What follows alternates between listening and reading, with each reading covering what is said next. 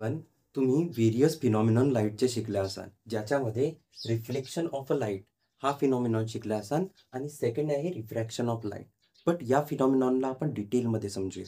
Reflection म्हणजे काय होते, तर एखादी लाईट एखाद्या ऑब्जेक्टवर पडली आणि हा जो ऑब्जेक्ट आहे याची जी सरफेस आहे ती स्मूथ आणि शायनी असली तर ती लाईट टकरावून आपल्याला वापस येताना दिसेल. म्हणजे की bouncing back of a light, या गोष्टीला आपण रिफ्लेक्शन ऑफ लाईट म्हणतो. रिफ्लेक्शन झाला, तुम्ही पुष्कळ वेळी टॉर्च मारत असाल आणि टॉर्च मारल्यावर ती लाईट एखाद्या गोष्टीवर आरशावर चमकते आणि ती पडल्यानंतर वापस सुद्धा येते. या गोष्टीला रिफ्लेक्शन ऑफ लाईट म्हणतात. अशाच प्रकारचा सेम फिनॉमिनॉन आपल्याला दिसून मिळते रिफ्रॅक्शन ऑफ लाईट सारखा. बट हा फिनॉमिनॉन जवळपास सारखा आहे, टोटली सारखा आहे का? नाही. तर यावेळी काय होता की ऑब्जेक्ट जो होता हा पेंटेड होता, ग्लास होता. याच्यामध्ये काय दिसला की लाईट येत आहे सरळ आणि रिटर्न वापस येत आहे. बट एखाद्या वेळी जर तुमचा जो ग्लास आहे किंवा एखादा मीडियम आहे जो ट्रान्सपरंट आहे, तो ब्लॉक करत नाही लाईटला, रोकत नाही आहे. ठीक आहे, तर जर रोकत नाही तर तो त्याच्यामधनं पास होऊ देत आहे. जर पास होऊ देत आहे तर लाईट आपल्याला दुसऱ्या साईडला दिसेल. आणि आपल्याला माहिती आहे की लाईट प्रत्येक वेळी स्ट्रेट लाईन मध्ये फॉलो करते पाथला. ठीक आहे, जेव्हा पण ते एखाद्या रस्त्याने जाते, तर समजा सूर्यापासनं आपल्या ग्लास पर्यंत एखादी लाईट येत आहे तर ती सरळ सरळ आल्या पाहिजे होती. बट असा होताना आपल्याला दिसत नाही. जेव्हा पण लाईट एका मीडियम पासून सेकंड मीडियम मध्ये जाते तर ती बेंड करते by sum of the angle.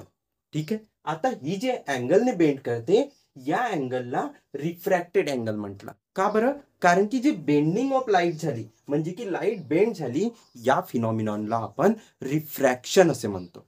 तर रिफ्रॅक्शन झालेल्या रेला आपण रिफ्रॅक्टेड रे म्हणतो. पहा, ही लाईट कशामध्ये आहे? स्पेसमध्ये आहे. जेव्हा ही स्पेस मधून एअर मध्ये येते, यावेळी जे पार्टिकल्स राहतात यांची काही ऑप्टिकल डेन्सिटी राहते. ऑप्टिकल डेन्सिटी म्हणजे एखादा ऑब्जेक्ट हा किती लाईटला ऍब्झॉर्ब करू शकते. जर लाईटला तो ऍब्झॉर्ब करत आहे याचा अर्थ ते लाईटला पास होऊ देत नाहीये, आणि जर लाईटला पास होऊ देत नाहीये याचा अर्थच तो लाईटला रोखण्याचं काम करत आहे. म्हणजेच की हा काय करते, लाईटची जी स्पीड आहे तिला थांबवण्याचं काम करते, थोडा अडथळा पाडण्याचं काम करते. तेव्हा जेव्हा लाईट एका मीडियम पासून सेकंड मीडियम मध्ये जाते आणि जर सेकंड मीडियम ही डेन्सर असली म्हणजेच की याच्यामध्ये जास्त पार्टिकल्स असले ज्यांची ऑप्टिकल डेन्सिटी या पार्टिकल्स पेक्षा जास्त आहे, तर काय करणार, वेलोसिटी ऑफ लाईट म्हणजे की स्पीड कशाची, लाईटची, ही कमी होते. या स्पीड कमी झाल्यामुळे आपल्याला काय दिसून येते की ही जी लाईट अशी सरळ सरळ सरळ सरळ जाणार होती, ही काहीतरी अँगलने काय होणार, बेंड होणार. आणि हे बेंड कुणाकडे होणार? तर पहा, जर आपण इथे एक परपेंडिक्युलर काढला, परपेंडिक्युलर म्हणजे 90 डिग्री मध्ये एक लाईन काढला कोणासोबत, या पर्टिक्युलर मीडियमच्या सरफेस सोबत, तर जी लाईन राहणार तिला आपण नॉर्मल म्हणतो. ही लाईन नॉर्मल कडे जाते किंवा जेव्हा की हे रेअर मीडियम कडून डेन्सर मीडियम कडे जाते, तेव्हा ही लाईन जे राहणार ते बेंट होणार कुणाकडे, तर नॉर्मल कडे. आता पहा, आता जेव्हा तुम्ही एअर पाहाल तर एअर मध्ये जी ऑप्टिकल डेन्सिटी असते पार्टिकल्सची ती काय राहते, कमी राहते ऍज कम्पेअर टू ग्लास. ठीक आहे, जास्त राहणार ऍज कम्पेअर टू स्पेस. स्पेसमध्ये पार्टिकलच नाही तर ऑप्टिकल डेन्सिटी कुठून येणार? तर स्पेसमध्ये सर्वात कमी आहे, त्याच्यापेक्षा जास्त एअर मध्ये आहे, त्याच्यापेक्षा जास्त ग्लासमध्ये आहे. तर ग्लासमध्ये जेव्हा ही एंटर करते तर काय होणार, जेव्हापर्यंत ती एअर मध्ये होती तर तिची काय होती, सारख्या स्पीडने ट्रॅव्हल करत होती म्हणून ते स्ट्रेट स्ट्रेट जात होती. बट जशीच ती ग्लासमध्ये एंटर करते यावेळी आपल्याला पाहायला मिळणार की जे लाईट आहे ते पुन्हा बेंड होते आणि कुणाकडे जाते, नॉर्मल कडे जाते. तर जेव्हा ती नॉर्मल कडे जाते तेव्हा आपण काय म्हणणार, बेंडिंग ऑफ लाईट झाली. आणि बेंडिंग ऑफ लाईटला काय म्हणतो आपण, रिफ्रॅक्शन ऑफ लाईट. काय म्हणतो, रिफ्रॅक्शन ऑफ लाईट. तर रिफ्रॅक्शन ऑफ लाईटच्या जर तुम्हाला डेफिनेशन लिहायची असेल तर तुम्ही काय लिहाल, bending of a light when it passes from one medium to another medium is called as refraction of light. आणि पहा, ज्या अँगलने काहीतरी अँगलने बेंड होत असेल ना, तर या ज्या अँगलने ती बेंड होते त्याला आपण रिफ्रॅक्टेड अँगल म्हणतो. कोणता angle, refracted angle or angle of refraction. कोणता अँगल, रिफ्रॅक्शनचे अँगल. तशाच प्रकारे ज्या अँगलने ही लाईन या नॉर्मल सोबत इन्सिडेंट होते म्हणजे की पडते, त्या अँगलला आपण अँगल ऑफ इन्सिडन्स म्हणतो. काय म्हणतो, अँगल ऑफ इन्सिडन्स. आता पहा, ह्या सर्वच्या सर्व आपण फिनॉमिनॉन पाहिला. आता जो फिनॉमिनॉन आहे याच्यावर दोन रूल आहेत की प्रत्येक वेळी लाईट पडल्यावर अशी अशी बिहेव करणार. तर हे जे रूल्स आहेत या रूल्सलाच आपण काय म्हणतो की हे ट्रूथ आहेत, म्हणून यांना आपण म्हटलं लॉ. आणि असे किती लॉ आहेत? दोन लॉ आहेत. कोणाचे? तर रिफ्रॅक्शन ऑफ लाईटचे. पहा, सोपासा लॉ आहे की एखादी लाईट जशी इन्सिडेंट झाली म्हणजे की पडली एखाद्या सरफेसवर, आणि जे सेकंड मीडियम आहे ती जे आहे त्याची डेन्सिटी जास्त आहे, तर काय होणार? ती रिफ्रॅक्ट करणार. दिसत आहे? ती काय करणार? रिफ्रॅक्ट करणार. आता बेंड झाली ही लाईट, तर आपल्याला काय दिसायला मिळेल? याच्यामध्ये इन्सिडेंट रे आहे, याच्यामध्ये नॉर्मल आहे आणि रिफ्रॅक्टेड लाईन आहे. जेव्हा मी इन्सिडेंट लाईनला काही अँगलने हलवतो तर त्यावेळी मला पाहायला मिळते की नॉर्मल पण हललेली आहे आणि रिफ्रॅक्टेड लाईन पण हललेली आहे. तर म्हणजे काय समजत आहे की जेवढा जसा मी काय करणार? इन्सिडेंट लाईनला फिरवणार तशाच प्रकारे रिफ्रॅक्टेड आणि नॉर्मल मध्ये पण सुद्धा चेंज होताना मिळेल. म्हणजेच की हे प्रत्येक वेळी एकाच प्लेन मध्ये असतील. प्लेन म्हणजे काय? 2D shape. तर एकाच 2D शेप मध्ये पाहायला मिळतील. कोण कोण? नॉर्मल, रिफ्रॅक्टेड लाईन आणि इन्सिडेंट लाईन.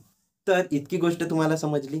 आता पहा, सोपीशी गोष्ट आहे. तुम्ही जे ट्रिग्नोमेट्री आहे त्याच्यामध्ये साइन आणि कॉस वगैरे शिकले असाल. तर साइन म्हणजे काय राहते? हा पहिला लॉ होता की incident ray, normal and refracted ray always in a same plane. ते प्रत्येक वेळी काय राहतात? सेम प्लेन मध्ये राहतात. आता याच्या एक्झाम्पल मी सांगत आहे. ठीक आहे, माझ्याकडे हा एक बुक आहे. ठीक आहे, या बुकमध्ये काय राहणार? या बुकमध्ये हा पेज आहे. ठीक आहे, पेज आहे. आता मी इथून टॉर्च मारणार. जर मी टॉर्च मारला आणि इथून काय जात आहे? इथून लाईन जात आहे आणि इकडे काय आहे? रिफ्रॅक्टेड लाईन आहे. तर जेव्हा मी टॉर्चला हलवणार तर माझी रिफ्रॅक्टेड लाईन चेंज होणार. ऑब्विसली आहे, माझी रिफ्रॅक्टेड लाईन पण काय होणार? चेंज होणार आणि ती अशी अशी फिरताना दिसेल. म्हणजे माझी जर इन्सिडेंट लाईन आणि रिफ्रॅक्टेड लाईन आणि नॉर्मल प्रत्येक वेळी काय राहणार? एकाच प्लेनमध्ये राहणार, एकाच 2D शेपमध्ये राहणार. ठीक आहे, इतका समजला. आता पहा, जो सेकंड आहे तो सेकंड जो लॉ आहे तो पण इम्पॉर्टंट आहे. सेकंड लॉ काय म्हणते की ratio of sine and incident angle and sine of refracted angle. Ratio of incident angle and sine of refracted angle. साइनचा रेशो आहे. साइन म्हणजे काय होते? Opposite side upon hypotenuse. म्हणजे याची अपोजिट साइड किती आहे त्याच्या इष्टूमध्ये याची कोण आहे? हायपोटेन्युअस किती आहे? या गोष्टीला आपण काय म्हणतो? साइन. बट इतकं याच्यावर जोर नको द्या. आपला मेन काय आहे? Sine of incident angle. कोणाच्या साइन? आयच्या, इन्सिडेंट अँगलच्या. आणि साइन ऑफ रिफ्रॅक्टेड अँगल. कोणाच्या? रिफ्रॅक्टेड अँगलच्या. हा जो रिफ्रॅक्टेड अँगल आहे ना याच्या साइन, याला आर ने डिनोट करतात. याचा जो साइन राहते, जो ट्रिग्नोमेट्री मध्ये साइनचा सिम्बॉल राहते ना तो, जर आपण रेशो घेतला तर तो आपल्याला प्रत्येक वेळी कॉन्स्टंट मिळते म्हणते फॉर अ सेम मीडियम. जर एकच मीडियम आहे आणि इथं पण लाईट मारला तरी तितकाच रेशो मिळणार, इथं पण जर लाईट मारला तरी मला काय मिळणार? सेमच रेशो मिळणार. म्हणजे बेंडिंग ऑफ लाईट तितकीच होणार. म्हणून मी काय म्हणतो? याला सेकंड लॉ ऑफ रिफ्रॅक्शन म्हणतो, ज्याच्यामध्ये रेशो असते साइन ऑफ आय म्हणजे sine of incident angle and sine of refracted angle is always equals to constant. आणि हा जो कॉन्स्टंट आहे ना हा प्रत्येक मीडियमसाठी सारखाच असते. जेणेकरून आपण सांगू शकतो की कोणत्या पण एक जर ग्लास आहे माझ्यासाठी तर ग्लासमध्ये रिफ्रॅक्शन किती होणार, एअरमध्ये रिफ्रॅक्शन किती होणार, कारण की हा तर प्रत्येक वेळी कॉन्स्टंटच राहणार आहे. म्हणून याला आपण रिफ्रॅक्टिव्ह इंडेक्स म्हणतो. काय म्हणतो? Refractive index. तर सोपीची डेफिनेशन आहे. जेव्हा आपण फर्स्ट लॉ ऑफ रिफ्रॅक्शन विचारेल तुम्ही का म्हणाल? Incident ray, normal and refracted ray always lie in a same plane. प्रत्येक वेळी कुठं राहतात? सेम प्लेन मध्ये राहतात. Second law, ratio of sine of incident angle. कोणाचा रेशो? Sine of incident angle and sine of refracted angle. Sine of incident angle and sine of refracted angle is always remains constant. का राहते? हा प्रत्येक वेळी constant राहते म्हणजे सारखा मिळणार फॉर अ सेम मीडियम. कुणासाठी? तर सारख्या मीडियमसाठी. बट जर मीडियम चेंज झाली तर रिफ्रॅक्टिव्ह इंडेक्स पण काय होणार? चेंज होणार. यानेच आपण सांगू शकतो की किती पर्सेंट रिफ्रॅक्शन होणार. तर रिफ्रॅक्शन सांगण्यासाठी दोन लॉ दिलेले आहेत, रिफ्रॅक्शनचा पहिला लॉ आणि रिफ्रॅक्शनचा सेकंड लॉ. याच सेम लॉला आपण स्नेल्स लॉ म्हणून सुद्धा ओळखतो. स्नेल्स लॉ, कारण हा कोणत्या सायंटिस्टने दिला होता? तर स्नेल्सने सांगितला होता.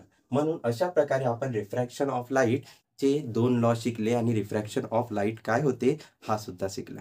तर इतका आपल्याला समजलं असेल, तर व्हिडिओला लाईक करायचे आहे आणि ज्यांना मराठीमध्ये शिकायचे आहे आणि इंग्लिशमध्ये शिकायचे आहे, 2 लँग्वेज आहेत ज्यांच्यामध्ये आपण व्हिडिओ तयार करतो आणि तुम्हाला भरपूर चांगल्या प्रकारे समजवण्याचा प्रयत्न करतो. तर याला आपल्या मित्रांसोबतही शेअर करा. कारण आपण चांगली गोष्टी करत आहोत ना, तर जेव्हा पण आपण शिकत आहोत, तर आपला मित्र पण शिकणार, तर काय होणार कॉम्पिटिशन तयार होणार. तुम्ही अशा व्यक्तीसोबत कॉम्पिटिशन करून काय कराल, की ज्याला काहीच नाही येत. तर अशा व्यक्तीसोबत प्रत्येक वेळी कॉम्पिटिशन करा किंवा आपली जी संगत आहे त्यांच्यामध्ये इतकी गोष्ट पसरवण्याची कोशिश करा, की त्यांना पण आल्या पाहिजे, जेणेकरून तुमचा लेव्हल मोठा होणार. ठीक आहे. तर इतका व्हिडिओला शेअर करायचा आहे, सबस्क्राईब करायचं आहे चॅनलला आणि व्हिडिओला लाईकसुद्धा करायचे आहे. तर धन्यवाद. पुन्हा भेटूया एका नवीन कन्सेप्टसोबत, ज्याच्यामध्ये आपण लेन्सबद्दल पूर्ण डिटेलमध्ये माहिती घेणार. ठीक आहे. थँक